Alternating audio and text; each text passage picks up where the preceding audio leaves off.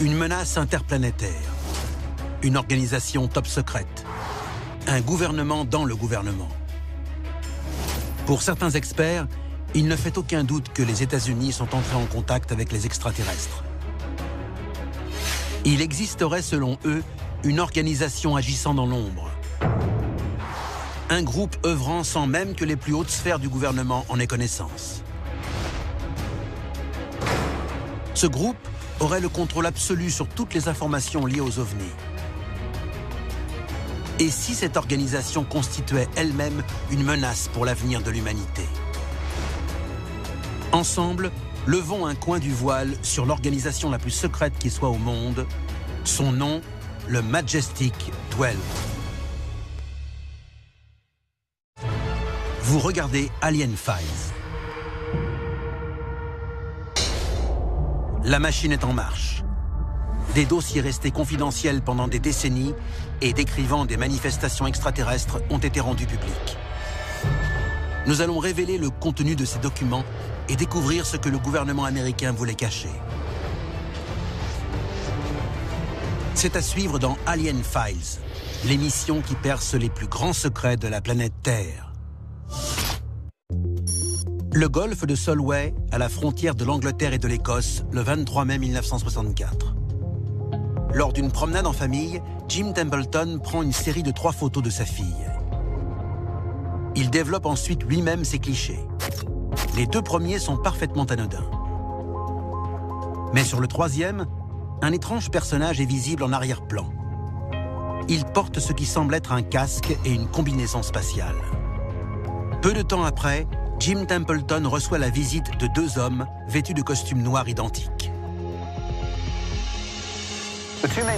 Les 2 hommes l'ont ramené sur les lieux et lui ont fait clairement comprendre qu'ils devaient s'en tenir à leur version des faits. Jim Templeton n'a pas voulu rentrer dans leur jeu. Le ton est monté et ils l'ont laissé sur place. Certains estiment que ces 2 hommes pourraient faire partie des fameux Men in Black. On ne compte plus les témoignages relatant les intimidations perpétrées par ces hommes en noir. Mais qui sont-ils vraiment? Les Men in Black seraient-ils liés au fameux Majestic 12?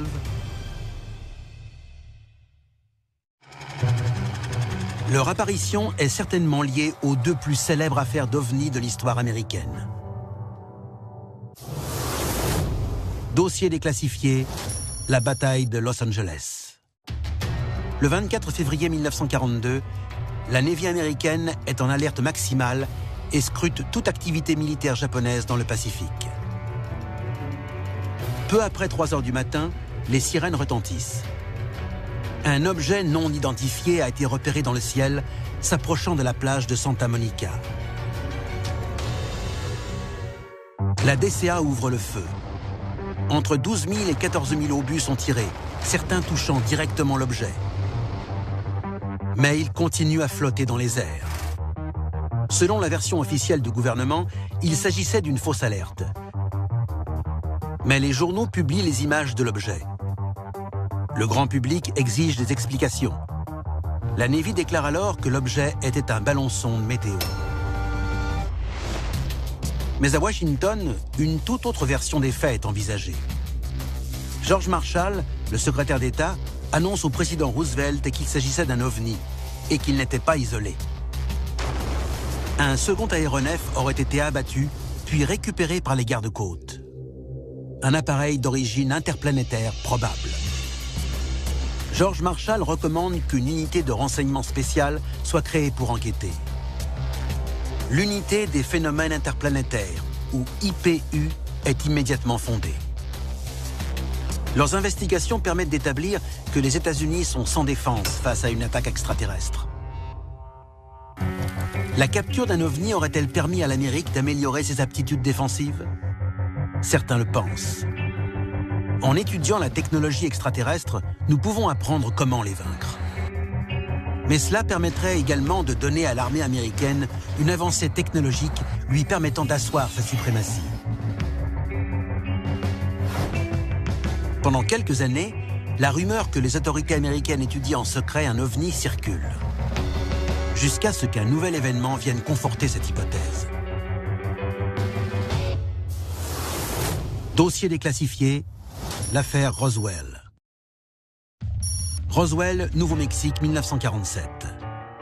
Un ovni d'origine extraterrestre aurait été récupéré par l'IPU avec 3 occupants à son bord. L'un d'eux serait même encore vivant. Bien sûr, les autorités cherchent à étouffer l'affaire. La première version des faits a été que l'Air Force avait capturé une soucoupe volante. En fait, à l'époque, il s'agissait de l'Army Air Corps, mais très vite cette version a été modifiée et on ne parlait plus que d'un simple ballon-sonde météo. Sauf que des dizaines de témoins directs, à la fin de leur vie, ont déclaré qu'il ne s'agissait pas d'un ballon-sonde, mais d'un vaisseau alien et de ses occupants.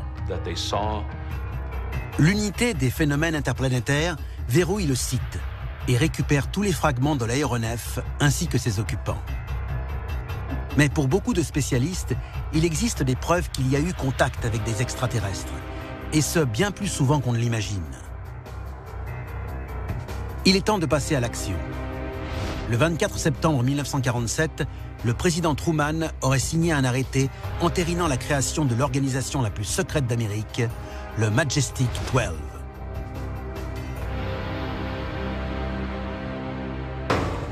Certains experts pensent que ce sont ces 2 incidents, la bataille de Los Angeles et Roswell, qui ont poussé le gouvernement à créer un organisme ultra secret destiné à enquêter sur tous les faits suspectés d'être liés à des extraterrestres.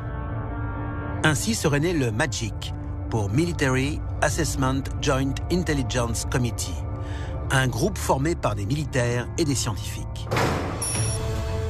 Surnommé le Majestic 12 et agissant dans le plus grand secret, il aurait eu pour mission d'étudier tout indice d'activité extraterrestre.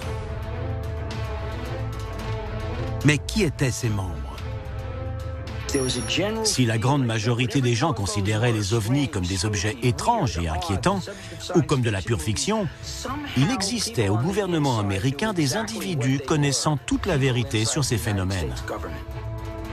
Après la gestion catastrophique de l'affaire Roswell et les nombreuses fuites largement médiatisées, il paraissait évident qu'une entité spécialisée dans les enquêtes sur les ovnis devait être mise sur pied.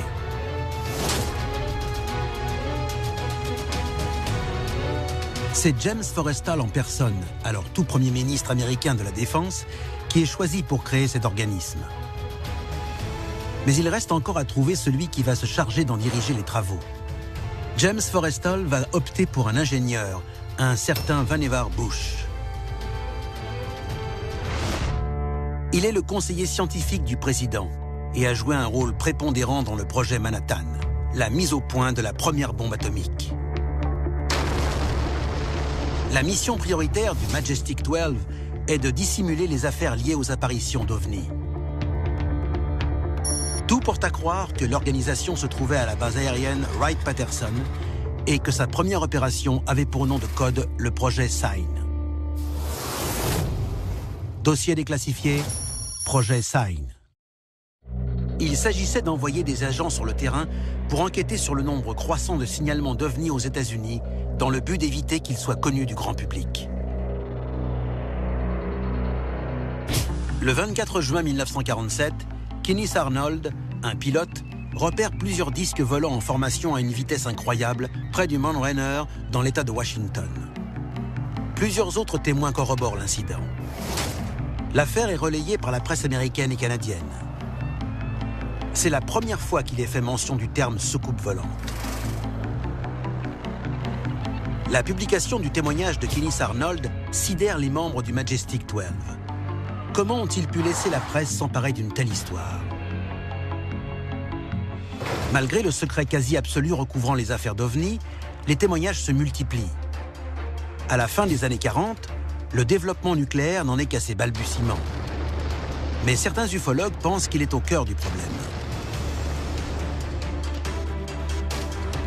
Selon eux, les bombes atomiques larguées sur Hiroshima et Nagasaki ont peut-être attiré l'attention d'autres civilisations. Pour beaucoup de membres de la communauté scientifique, si les ovnis existent, ils utilisent nécessairement une source d'énergie concentrée, comme carburant. Or, l'un des dirigeants du Majestic 12 n'est autre que Vannevar Bush, l'un des hommes qui est à l'origine du projet Manhattan et des essais nucléaires. C'est lui qui est à la tête du projet Sign. La position officielle du gouvernement américain à cette époque est que les extraterrestres n'existent pas.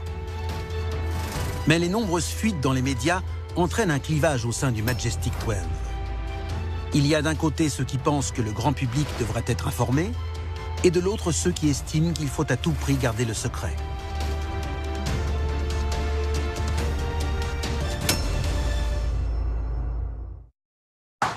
Nous sommes en 1949. Les deux camps s'affrontent. La volonté d'informer le public gagne du terrain. James Forrestal, le directeur de l'organisation, estime qu'il est en effet temps que tout le monde connaisse la vérité sur les ovnis. Mais dans ses rangs, certains sont prêts à tout pour ne pas lever le secret. Jusqu'où ce groupe d'individus est prêt à aller pour parvenir à ses fins? Dossier déclassifié, la mort de James Forrestal. Le 9 mars 1949, à Washington, James Forrestal est limogé par le président Truman de son poste de ministre de la Défense. Cette éviction est-elle due à sa volonté de lever le secret sur les affaires liées à l'existence des extraterrestres? Très vite, l'état de santé de James Forrestal se dégrade. Il est admis à l'hôpital de Bethesda. Le 22 mai 1949, il se défenestre du 16e étage de l'établissement. La cause officielle de son décès est un suicide dû à une dépression et à un épuisement nerveux. Pourtant, certains indices tentent à prouver que l'ancien ministre n'aurait pas mis fin à ses jours. Du verre cassé, trouvé dans son lit d'hôpital, indique qu'il a pu y avoir lutte. Il semble également que la lettre sur laquelle il expliquait son acte n'ait pas été rédigée de sa main. Les résultats de l'enquête militaire sont classés top secret. Le 20 janvier 1953, Dwight Eisenhower succède à Harry Truman à la tête des États-Unis. C'est un ancien général, mais également le premier président à avoir été informé de certains détails concernant les ovnis avant son mandat. En 1952, il se trouve à bord de l'USS Roosevelt pendant un exercice de l'OTAN. À 1h30 du matin, une boule de lumière très vive apparaît au-dessus du bateau, à 30 mètres d'altitude. Le président et plusieurs autres témoins observent l'objet pendant 20 minutes avant qu'il ne file dans la nuit noire. Il commence alors à s'intéresser de plus près à ces phénomènes inexpliqués. Il apprend ainsi l'existence du Majestic 12 et demande à être mis au courant de l'avancée de leurs travaux. Mais l'organisme refuse de laisser quiconque, y compris le président, s'intéresser à leurs affaires. La riposte est immédiate. Dwight Eisenhower envoie une délégation à la rencontre du Majestic 12. L'un de ces hommes, qui a souhaité garder l'anonymat, n'a pas hésité à témoigner devant le Congrès des années plus tard pour lever le voile sur cette opération. Le président voulait connaître la vérité sur les aliens. Il savait que le Majestic 12 enquêtait, mais il ne recevait aucun rapport. Il m'a dit qu'il voulait que je me rende sur place et que je leur délivre un message.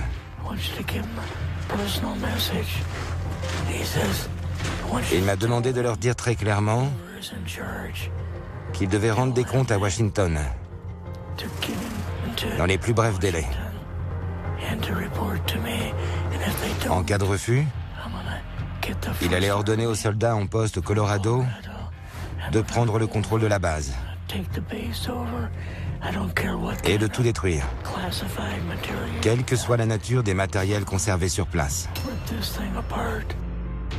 Il semble que le Majestic 12 ait obtempéré et accepté de révéler certaines affaires aux émissaires du président. Il y avait là-bas plusieurs hangars. Dans le premier se trouvait l'aéronef de Roswell. Mais c'est en descendant dans les sous-sols de la base que le choc a été le plus grand. Et là, le colonel m'a dit qu'ils étaient en train d'interroger un gris. De retour à Washington, le groupe d'hommes rend son rapport au président. Il nous a demandé ce que l'on avait vu. Nous lui avons parlé de l'extraterrestre. Il était sous le choc. C'était la première fois que je lisais l'inquiétude sur son visage. Le président vient d'envoyer un message fort au Majestic 12. Mais les émissaires, à leur tour, vont recevoir un message de cette organisation. 2 types habillés en costume noir et roulant dans une voiture noire sont venus me voir pour me dire que je ferais mieux de ne plus rien révéler ou écrire à ce sujet. Si le Majestic 12 était assez puissant pour cacher ses travaux au gouvernement l'ayant sous sa tutelle, quels autres secrets sont restés dissimulés à la connaissance du public? Même s'il n'est pas encore informé de ses affaires, le successeur d'Eisenhower, John Kennedy, a pour ambition de développer le projet spatial. 2 ans après avoir été élu, en 1961, une rencontre est organisée avec Nikita Khrouchtchev, alors président de l'URSS. Les 2 dirigeants concluent un accord. La NASA et l'agence spatiale russe vont coopérer pour conquérir la Lune et partager leurs informations sur les ovnis. Mais le Majestic 12 refuse à nouveau de déclassifier ses dossiers. Conscient de la rétorsion exercée par l'organisme, John Kennedy somme une dernière fois le Majestic 12 de transmettre ses dossiers concernant la vie extraterrestre.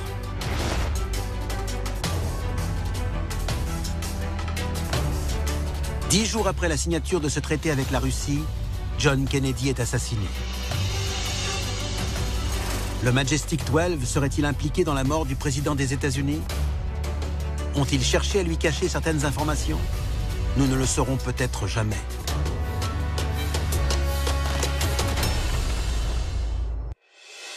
Le Majestic 12 existe-t-il toujours? Et si oui, qui en est à la tête et contrôle ses opérations? Certains experts pensent que des extraterrestres se sont infiltrés au sein même de cette organisation pour effacer eux-mêmes toute trace de leur présence. Mais dans quel but? Je pense qu'il existe un plan destiné à prendre le contrôle de notre planète. C'est même une certitude. Si vous cherchez à bénéficier des ressources naturelles d'une planète, vous n'allez pas y tuer toute forme de vie. Vous allez l'observer et la domestiquer pour en faire ce que vous voudrez. Qui contrôle vraiment l'organisme le plus secret qui soit? Des représentants du peuple dûment élus ou quelques individus opérant dans l'ombre? Si les États-Unis et même le monde tombent sous le joug extraterrestre, comment nous battre?